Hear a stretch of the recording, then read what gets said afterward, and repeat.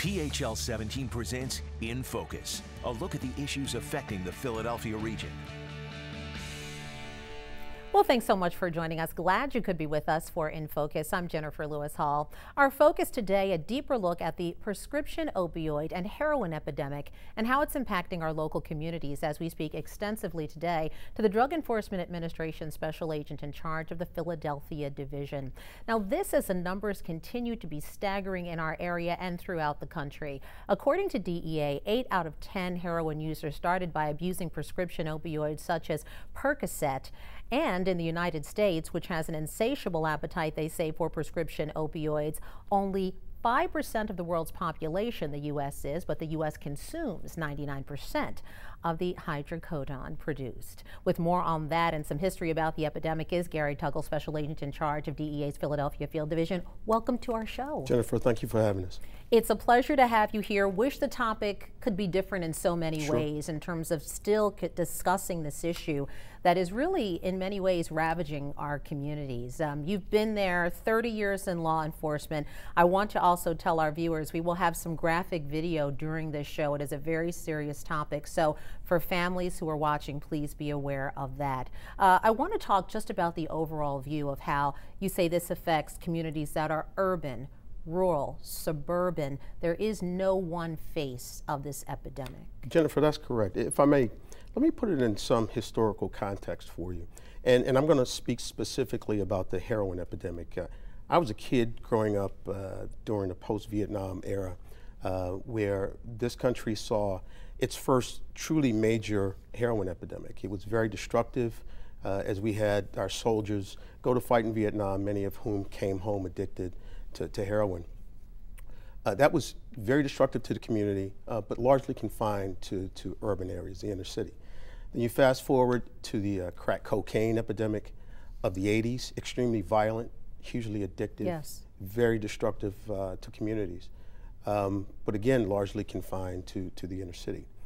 So then you fast forward to this current heroin epidemic specifically, and this heroin epidemic dwarfs the other two epidemics collectively because it has a feeder system to it that the other two epidemics didn't have, and that's the misuse and abuse of prescription opioids. And we keep hearing about that link. We'll talk about statistics, but clearly the story behind those statistics are people that we love, people in our families, our children, and communities, as we said, being ravaged by this. 129 drug overdose deaths per day. That's 61% of those, according to the DEA's website, that are pharmaceutical, opioid, or heroin related. These numbers are staggering. They are staggering. I'll give you another statistic that's also very interesting. In 2015, over 475 million dosage units of oxycodone and hydrocodone were dispensed in the state of Pennsylvania. That's enough to give every Pennsylvanian resident 37 pills. That is really an incredible number. I want to talk a little bit about, as we go through this show, we're going to really talk deeply about the federal side of this, what's happening. We've talked in our communities with families affected by this on In Focus. We've talked with state and local authorities. We've talked with many people about this. We're going to explore the federal side today. Red Ribbon Week is something we want to point out too. That's in October. That's from the 23rd to the 31st. That's correct. And that's a way to really honor those who have lost their lives fighting this battle too. Sure. Red Ribbon Week is actually in honor of a DEA special agent who was killed in the line of duty, Special Agent Kiki Camarena. He was kidnapped, tortured, and murdered in Mexico. So it's an opportunity for us not only to pay honor to his sacrifice, but also to communicate with our youngsters in the community and educate them, make them aware of the perils with respect to using and dealing drugs. What do you say to people who say, in my community, I don't feel like enough's being done, that, we are losing the war on drugs? This is a discussion that's been going on in those terms clearly since the 80s, but who's winning, who's losing? How do we measure this? I figure every life lost is a loss to you, and it's a tremendous loss. A lot of folks saying we're not winning this, we're losing our children. Well, we are losing our children. We are in a state where this current epidemic of drug abuse in this country is about to paralyze us because it's not going to change overnight. We've gone from a situation where 25 or 30 years ago we were seeing largely generational heroin use in the inner city, to a situation where we see a whole new subculture of heroin addiction in the country. That again has been created as a result of the misuse and abuse of prescription opioids. In terms of a war on drugs, every life that's saved, right, is worth the fight. And that's a war that I'm willing to be in any day. When we look at the crisis and we talk about, you go back to that link between physicians who are dispensing these drugs, many of whom, we've had stories here with kids who started out with, an injury on the field. It was playing soccer, it was a high school football injury, and they eventually became addicted on drugs. What are you telling the public now, and how are you ensuring that physicians are adhering to better practices? Well, let me point out sort of how we're structured. In addition to our law enforcement responsibility, we also have the responsibility of regulating about 1.6 million DEA registrants, and these are all individuals or organizations that are licensed to prescribe, dispense, or manufacture controlled substances. Strangely enough, there was never really a lot of education within medical schools about dispensing practices. We've worked with our partners at the state and local level to encourage them to develop prescribing practices. Look, DEA is not, we don't practice medicine, right? We don't recommend prescribing practices, but we encourage increased awareness and education with respect to responsible prescribing practices. But we also encourage states to take ownership. Like here in Pennsylvania, Pennsylvania has come up with some very, very solid prescribing guidelines for physicians. Let me just point out one thing, Jennifer, that I think your viewers need to know. Of the 1.6 million registrants, we estimate that less than 1% are actually what we call rogue. And these are registrants that are out dealing drugs for prescription drugs for one reason. You're saying these are physicians? Yeah. You're saying, you said dealing drugs is what you just said. Right. Physicians, pharmacists, but less than 1% of those are what we call rogue. And these are what I call white coat drug dealers. They are no better than the guy or the girl standing on the corner selling heroin because they're in the business for one reason and one reason only, and that's to make money. In some instances, for me, it makes it even worse for them because they took a Hippocratic oath to do no harm. An ethical oath. But is that something that needs to then be better regulated? Is that something then that investigations are going to, and I'm hoping that you'll say you are, looking more thoroughly into these rogue doctors to ensure if it's only 1%, now they can do some damage at 1%. Absolutely. But then that's the next move you're saying that has to be made. Absolutely. We have gotten very, very aggressive along that front. We've created task forces that are run from my office that are represented not only at the federal level, but the state and local level. And just to give you an example of that, in May of this year, we indicted 3 physicians for selling over $5 million worth of prescriptions. Now, these physicians were supposed to be treating drug addiction with things like Suboxone and Klonopin, but instead they were diverting these. We're alleging that they were diverting these drugs out of the back door and selling them illegally and making a ton of money while they were at it. We're going to talk more about that with you, Mr. Tuggle, coming up, digging deeper into the numbers of overdose deaths in Pennsylvania and what federal agents are doing to address this epidemic. Stay with us for that, folks.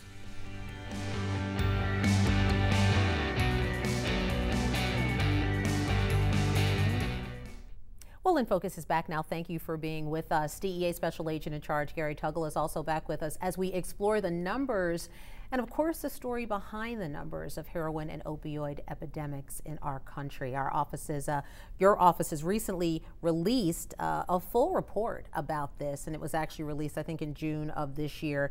Mr. Tuggle, tell us more about that and the numbers that you're finding out there. Okay, so the report was actually the second of its kind for the state of Pennsylvania. The first was done in 2014, which established the baseline for us measuring the impact of the epidemic going forward. we found that there was a 23.4% increase overall in fatal overdoses, and that's despite the increased use of Narcan. So that just gives you an idea of how impactful and how addictive this crisis is. Let's talk a little bit about Narcan, and we have some statistics up there for you now, folks, to see. 720 deaths in Philadelphia County alone. 81% of those deaths involved heroin and the presence of at least one opioid. And that median age, Mr. Tuggle, is young there. It talked about being 40 years of age, and in 2015, more than 475 million, as you said, dosage units of these drugs were dispensed by pharmacies in PA. And you mentioned that, which I thought was a very powerful but yet sad statistic. 37 pills that would equate to for every Pennsylvanian in this state. Sure. And we'll go back to it again. The face of addiction in this country has changed. It's no longer confined to the inner city. It's no longer a generational problem, as we've seen a whole new subculture of addiction be created in this country. And again, it's based in large part to the misuse and abuse of prescription opioids. This is a photograph and a story that has now become almost like a viral video, in equating to that. A couple in Ohio with a 4-year-old in the back seat there, and police deciding that this was the way to go to release the photo. Do you feel that these are some of the images, as graphic as these can be, and how sad and tragic they are, that people need to see? People do need to see them. If I could have your viewers just take anything away from this show, it would be the sense of awareness that needs to be created as a result of this epidemic is huge. To understand how dangerous these prescription opioids are, and the fact that they need to ask the tough questions. You know, oftentimes we look at our physicians as be all and know all. And all knowing, Right. So, but at the end of the day, it's not uncommon for physicians to get less than 4 hours of prescribing practices or prescribing education and pain management education in medical school. Narcan, something that many people are saying is very important. You know, helping law enforcement do their job, helping citizens in our counties. Vitally important, you're saying? Absolutely. First of all, Narcan is a drug. It's used to reverse the effects of opioids on the brain. But as a mere safety precaution, because there are things on the market right now that are very prominent, like fentanyl, which in some cases that mentioned in the death of Prince and others. Correct. That's correct. Certainly more powerful than morphine. One of the real dangers about fentanyl is that it's skin permeable. And if ingested or inhaled, it can be deadly. It can be deadly in micrograms. So having Narcan availability is not only important for folks who are just in the household every day, but if you are going to come in contact with substances, particularly in the law enforcement community and first responder community, yes. If you're going to come in contact with substances on the street, you want to make sure you have Narcan available for yourself, as well as those on the street, because you never know what you're coming in contact with. We're going to talk more about that in just a moment, Gary, with you. But opioid abuse is now on track to kill more people, this is according to this statistic, every year than car crashes and gun violence. And recently Congress announced a new effort to raise awareness about that. Our Tom Fitzgerald tells us how lawmakers are bringing some of these realities of addiction to your television screen. Listen in. Denise Mariano never thought she'd walk the halls of Congress, but she will also tell you she never thought her own son would start abusing opioids. I didn't know, and I was blindsided. The numbers shocking. 78 Americans will die today from opioid abuse. It's a national problem, clearly in demand of national attention. These are the kinds of things broadcasters can do. They want to do them, and they see the worthiness of the cause. So. That is Gordon Smith. He's the president of the National Association of Broadcasters on Capitol Hill, announcing that through the end of 2017, you will be seeing ads like this one on opioid abuse. They are bold, they are blunt, and beneficial. Kath and I knew that Jenny had been partying a bit. Found out she tried heroin. TV broadcasters, including Fox television stations, are teaming up to blanket the opioid abuse message on air and online. The goal, getting your attention when you and your family watch TV. Who else has been taking your prescriptions? Opioid abuse deaths are skyrocketing, up 248% over 4 years, and it's getting worse. Marsha Lee Taylor heads the Partnership for Drug-Free Kids. It's affecting families coast to coast in small cities and small towns and large cities and everything in between. And on Capitol Hill, where politicians don't agree on much, bipartisan agreement that NAB's anti-opioid effort will save lives. Broadcasters are rallying again behind this effort. I thank you for it. We don't want to arrest people, we want to cure people. A cure that Denise Mariano's son is now finding as he fights his opioid addiction. My son is one of the lucky ones who made it into recovery, and we were hopeless. Her hope now that NAB's fight will help your family avoid the opioid addiction her family has battled for years.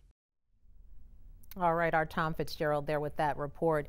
Gary, you were able to hear that story. Again, your reaction, this is all over the country. Sure, and I'm going to go out on a limb here. I'm going to say that probably 90% of the people in this country are either directly impacted or indirectly impacted by the misuse and abuse of opioids, but more importantly by this epidemic. Look, my family is directly impacted by it. Nobody's immune to it. And again, you know, to think that it's never going to impact you is a wrong way to think. If you know, oftentimes, particularly parents are in denial. We had actually some folks on from Drug-Free New Jersey and talking about them, and actually played some of those ads, you know, on the show, and as a way to further expose what's going on in the community, and of course had mothers who joined us that particular day to tell their individual stories, some who have lost their children and others who are still struggling. And what is it about this message you think, we're going to talk more about that in the next block, but just for now, is not getting out enough? Or is it that perhaps some of us say it's not in my town, it's not in my community? What would you say to them? Well, again, oftentimes it's about denial, and I would say, I would go back to that statistic I went out on a limb on to say I'd say 90% of the people in this country are impacted by it.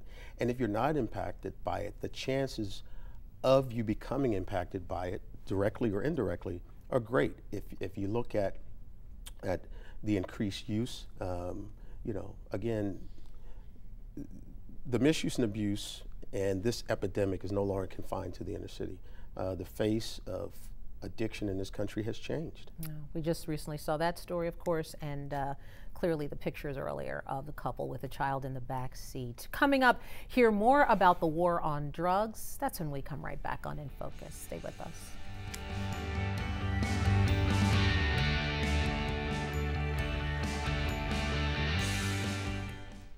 And In Focus returns with a deeper look at the opioid and heroin epidemic in our country and in our area.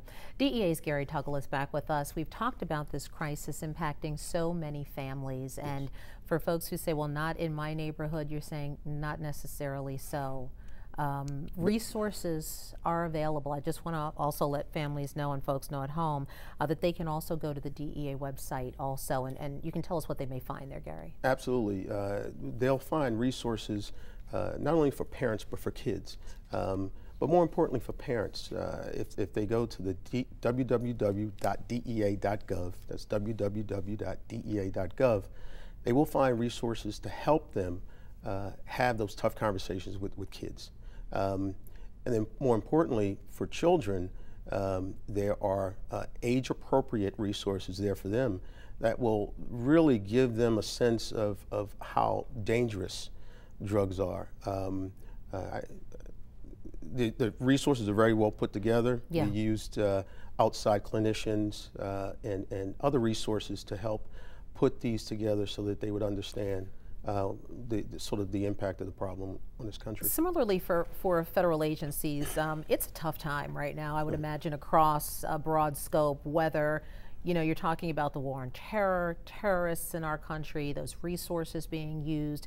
There's a lot going on when I think about federal agencies having to deal with crisis levels of things. In this case, the opioid and heroin crisis, of course, we've seen other federal agencies dealing with, like Homeland Security, dealing with other things. Are there enough folks on the ground capable enough to deal with what we're facing right now in the area, clearly, of drugs and law enforcement? There are enough folks on the ground, but let me make things abundantly clear. This is not an issue we're going to arrest our way out of. And there is the law enforcement plays an appropriate role, right? But the community has to play a role as well. The community has to be educated. They have to make themselves aware or become aware. But then we need them to act as well. You know, law enforcement can only do so much. And after we're gone from a community, after having done the enforcement operations, we need things like treatment and prevention to step up. Because, look, addiction is an illness, and law enforcement would traditionally look at it as being something that was punitive. But even that's changed, the way that it's viewed now in terms of how you're dealing with that crisis. Absolutely, absolutely. Because, again, it's an addiction, and recognizing that is hugely important, because, again, you can't arrest your way out of it. But we need the law enforcement, or the community, rather, to help us through prevention and education and making folks aware so that we can drive down demand, because that's the critical part. An initiative that you are talking about bringing here to Philadelphia is called your 360 Strategy Program. Now, it's my understanding that that launched in Pittsburgh and you're bringing that here to Philadelphia. Absolutely. Yeah, so we launched 360 in Pittsburgh in November of last year. And it's a three-pronged strategy that actually encompasses enforcement, right? We're a law enforcement and regulatory agency, and then the regulatory side, which with which we're creating more awareness within industry, but we're also raising the heat up on that 1% of potential rogue registrants that are out there diverting illegally. So we're focused on that as well. But then there's that community piece. Because, look, generally when we go into a community and we conduct these investigations that may last a week or they may last years, once we've taken down these dangerous organizations, what we found is that there's a time and space left that's going to be filled in one of two ways. Either you're going to have folks waiting in the wings to take over those organizations, or we can get the community involved. What specifically do you want the community to be able to do? Clearly you have the law enforcement piece, but does this involve being able to, you know, say what you see, you know, report it to somebody? What do you really want them to be active in doing? Us, they and us. Okay, all of the above. So we need prevention efforts in the community. We need education. We need our state and local governments to get engaged to the extent that they're providing what I refer to as wraparound resources to the community. That could be in the form of treatment, prevention, education. It could be, you know, cleaning up an abandoned lot or tearing down a house that's used to consume drugs. So it's sort of all of the above, because, look, at the end of the day, we're still mission to not only impact demand, but if the community is involved to the level where we're denying revenue to the drug trafficking organization, then that's what we want, because drug traffickers are in the game for one reason and one reason only, and that's to make money. And as we talk about this, you know, we're talking about prescription drug use, particularly opioids and heroin abuse. If you could explain to folks at home, as well as myself, that you know, these drugs can be lethal, bought on the street, whether they're from your doctor and misused clearly, or, you know, if you have an injury, as we said, a lot of folks have a back injury and then they find themselves ending up being addicted to opioids. It is ugly, it is difficult to deal with, but there is hope and there is help. Absolutely. You know, Jennifer, years ago, the most dangerous place in the household used to be the kitchen, right? Now it's the medicine cabinet. All too often we see folks who are legitimately using prescription opioids, right, have been prescribed by a physician. And those opioids sit in the medicine cabinet for sometimes years, and then suddenly a relative comes over and decides to look in the medicine cabinet and start to take them themselves. Then oftentimes that individual that had the legitimate medical need just becomes addicted, right? And once they no longer have access to that prescription opioid, they transition to street heroin because it's certainly cheaper, right? And oftentimes more potent than the opioid itself. And clearly can be deadly as well, Absolutely. whatever you're getting on the Absolutely. street. National Take Back Day, I want to let folks know about that. I'm assuming that, of course, is every year. We've certainly done a number of stories. I know I have in the past. Sure. This year in October again. You want folks to come out and participate and tell them what that means please, also? Yeah, please do. I mean, really, we want folks to take those unwanted, unused, expired medications and take them to a take-back location. Pennsylvania's been great over the last year. Since our last take-back, we actually doubled the amount of drugs that were I saw your number here, 51,000 plus pounds collected across Pennsulvania. Right. Gary, give the website one more time, and we hope folks will use those resources. Sure. It's www.dea.gov, www.dea.gov. All right. Gary Tuggle, thank you for being with us today. And we certainly hope that these resources will once again help our community. That will do it for us here. Thanks for joining us for In Focus. Be sure to join us again on Monday morning at 5 a.m. for PHL 17 Morning News. On behalf of myself and all of us here at PHL 17, have a great, safe, and healthy weekend. Take care, everybody.